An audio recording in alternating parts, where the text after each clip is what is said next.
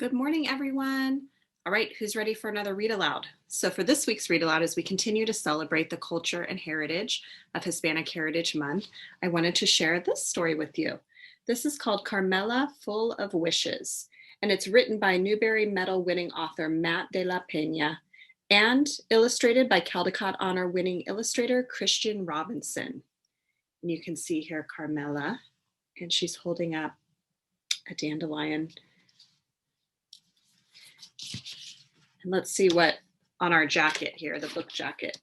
Here's a blurb. And it says, Carmela's birthday couldn't get any better. Today, she's finally old enough to go into town with her big brother, and their afternoon together is filled with the magic of their busy neighborhood. From the bright sunshine of the fields to the sugary treats in the window of the panaderia, which is the bakery. So when she picks a dandelion growing in the concrete, she wonders what else could she possibly want, and sets out to find the perfect wish. In their follow-up to award-winning Last Stop on Market Street, Matt de la Peña and Christian Robinson have created a stirring, timely ode to the bravery of dreamers and to the power of hope. Carmela Full of Wishes. Carmela scootered along the uneven dirt path, watching men stoop to work with their hands, her birthday bracelets jingling and jangling. The thick greenhouse air smelled of marigolds and overturned earth and fresh manure. Carmela knew exactly what manure was, but she didn't want to think about that. Not today.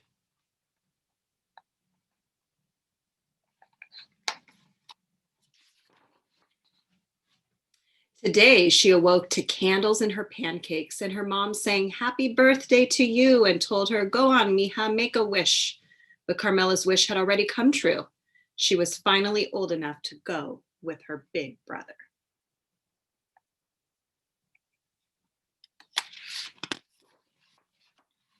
Carmela followed as he cut back onto the street at Freedom Boulevard, past the crowded bus stop and fenced-off repair shop, past the old folks' home where two hunched old women waved smiles, past the huge home improvement store where her dad used to stand around weekend mornings waiting for work.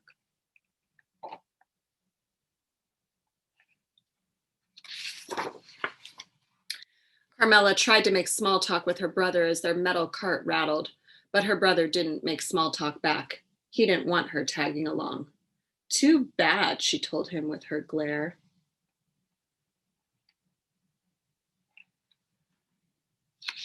How many of you have ever tagged along with your siblings and had that same glare?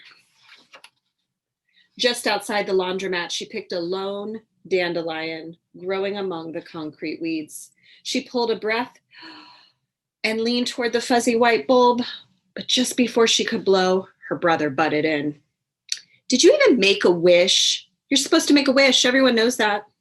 "Of course I made a wish," she told him, but it was a lie. Carmela didn't know.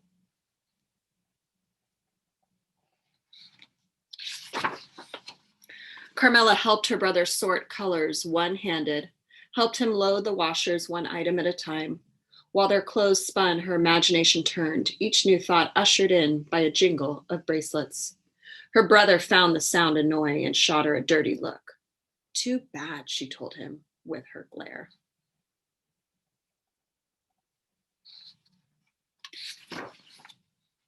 She jingled her bracelets as she rode up to Miss Maria's vegetable stand, imagining a machine built into her bedroom wall, one that would spit out anything she could think of, but mostly candies.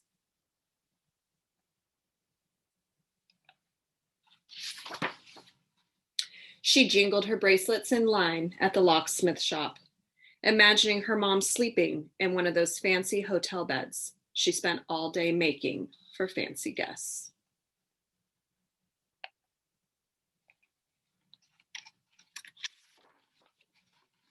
She jingled her bracelets at the bodega down the block from their old apartment building, imagining her dad getting his papers fixed so he could finally be home.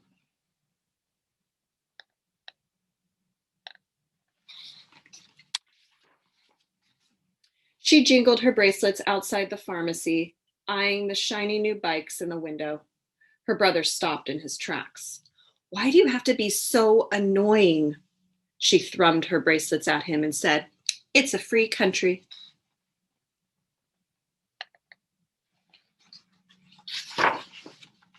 The only time she didn't reach for her bracelets was when her brother ducked into his friend's house. Carmela slumped down on the curb, silently imagining all the things she could turn him into. The slimy pink tail of a rat, a cockroach scurrying away from the light, a wheelbarrow full of manure left in the sun. She stared down at the dandelion in her hand. It seemed so much more important now that she knew it was a place to put her wishes. What if she made the wrong choice?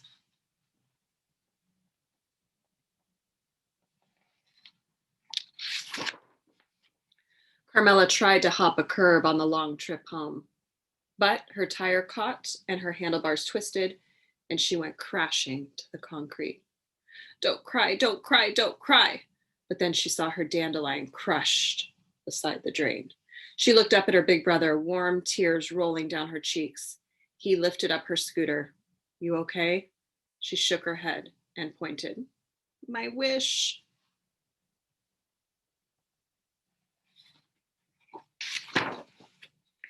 He took her by the arm and led her back up the block, past the laundromat and the flea market, past the greenhouses and the smell of manure, past the overgrown park and across the train tracks.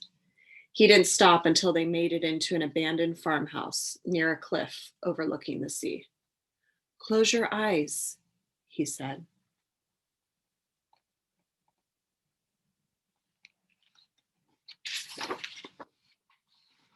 Carmela closed them. "Now, make your wish," he said. Carmela listened to the ocean's hum in the distance. She listened to the squawking birds. She listened to the wind whistling past her ears. Then she opened her eyes. She saw hundreds of tiny white spores lifting into the air, floating out toward the far off surf. The sky was full of wishes.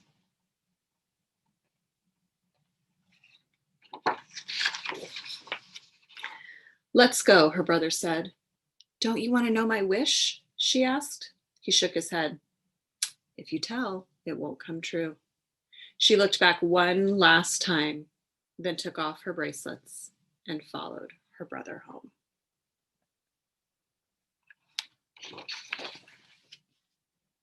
And that's the end. And here's a picture of the author, Matt de la Peña, and the illustrator, Christian Robinson.